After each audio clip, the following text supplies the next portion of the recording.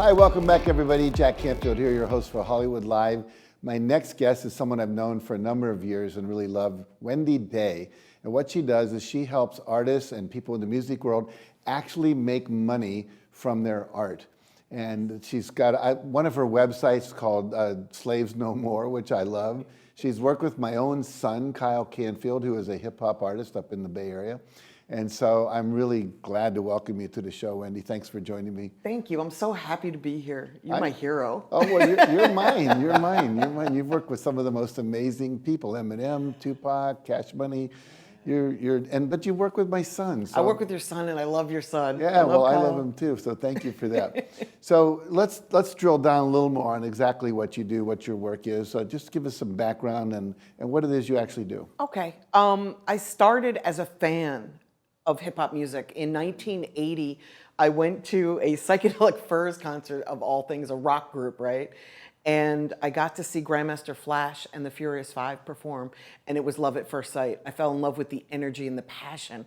And as I got more into rap music, this is sort of like the birth, the commercialization, if you will, of hip hop. And the more I got into it, the more I realized, wow, I really love this. Like, it's just the energy, you know, it's such a passion for me. And I was in corporate America.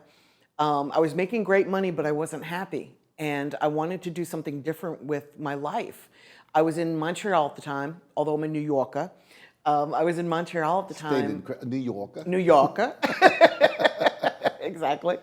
And I was working for a liquor company, and I just wasn't happy. It wasn't working for me. So I moved back home to New York, and I decided that I wanted to do something where I could live my passion. And the more I learned about the music industry, the more I realized that artists are taken advantage of. They don't really make the lion's share of the money. They're the last to get paid. They have to pay back everything that is spent on them out of their share. Right. And I said, you know what, this doesn't make sense. They should have more power than they have. So I started a not-for-profit called Rap Coalition. And Rap Coalition, it still exists today, pulls artists out of bad deals. I did that for a few years, and then I realized if I know what's bad in a contract, then I can probably figure out what's good in a contract and help an artist get into a fair contract where they can have ownership and make a good deal of the money. And that's how it all started. And you tell us about some of the projects, because you've had several different things you've been involved in, and some you're just starting now. Give us a little more background on that. Yeah. The thing I'm probably most proud of is the Cash Money deal. They were guys that had put out 31 albums over a 6-year period in the New Orleans region. And when I met them, I helped them get their numbers up from selling, 5,000 or 25,000 CDs. It was CDs back then, because, I'm old. I was cassettes when I was younger, so don't worry about that. I go back that far too, but don't tell anybody.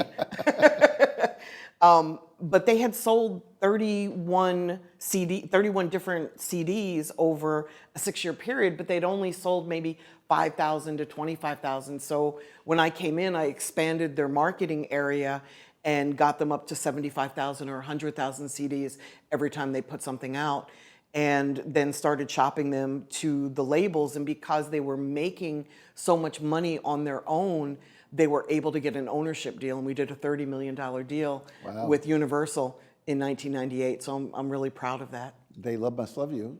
Well, I had to sue them to get paid, so they probably don't love me as much as they should. Well, they should at least appreciate you. They do. Yeah, it's water under the bridge. Yeah. Yeah. What are some of the other things you've been involved with? I've done a lot of educational work with artists. Rather than just be reactive, I want to be more proactive. At least I decided this back in the 90s. And I started doing free seminars. I've written a book about how to get a record deal for artists that want to be signed. How to get a record deal. Okay. And it's about how to get a record deal. It's for artists that still want to be signed to a major label system. And it's not that the major label system is bad, because it's great for the bigger artists like the Rihannas and the Drakes of the world.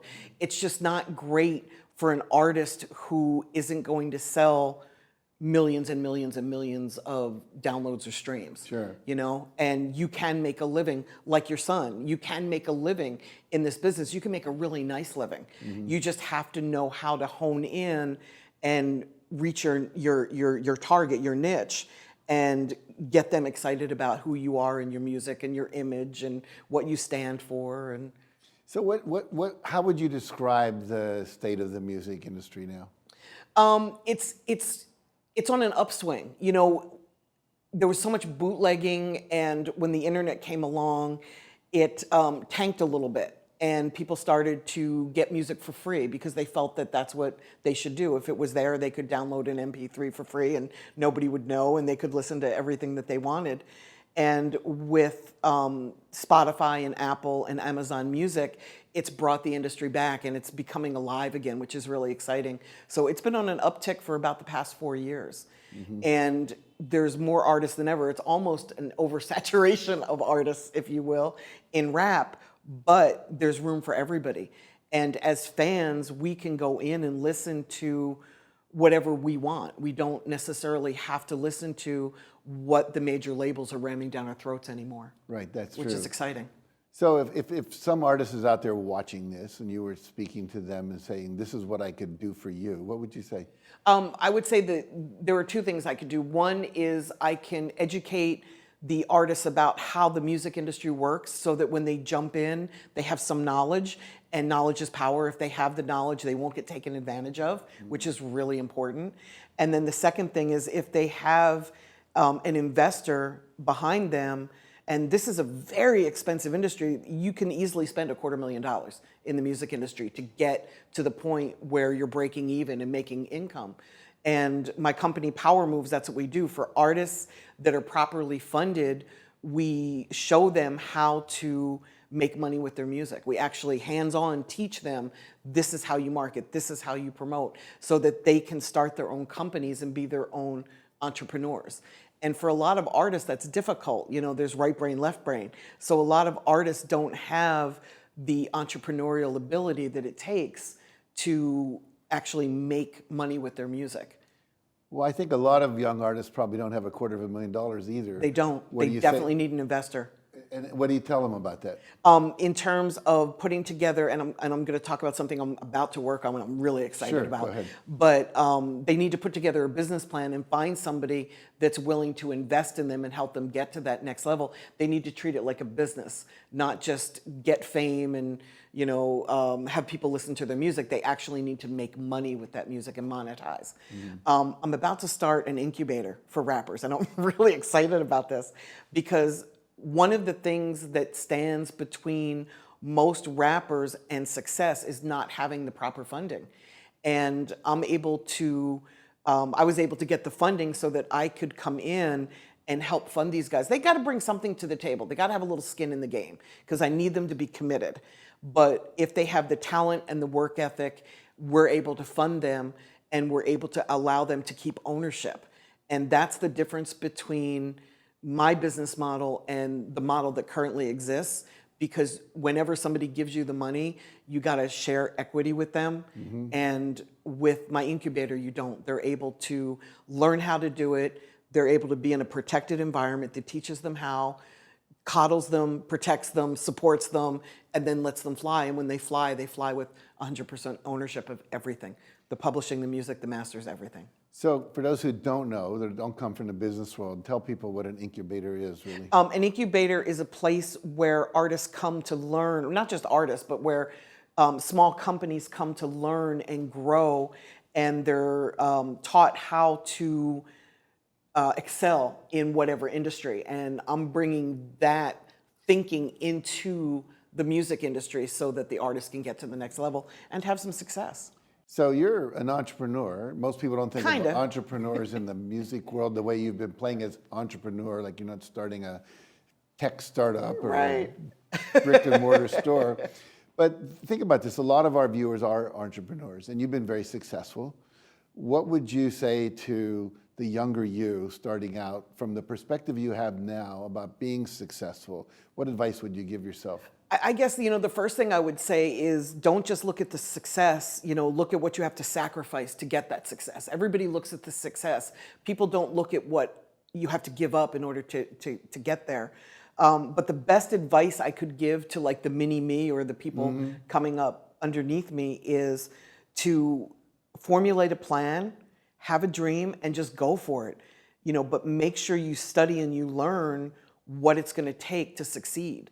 In the music business, there's not a lot of genuine information out here. So a lot of people don't know what it's going to take to win. You've got to really study and learn from the people that came before. It's not rocket science. If we blaze a path, and learn, I did it with you, actually. You mentored me without knowing. I learned how to be a better human being from watching you. I learned how to be successful from reading your Secrets of Success book and taking your seminars. Your focus book is probably my favorite book of all time because it took me from here to here. So if the knowledge is out there, if we just learn from people that came before, we don't have to reinvent the wheel. Yeah, my mentor was Manny and W. Clement Stone. So Yes. you learn from other people's experience. OPE.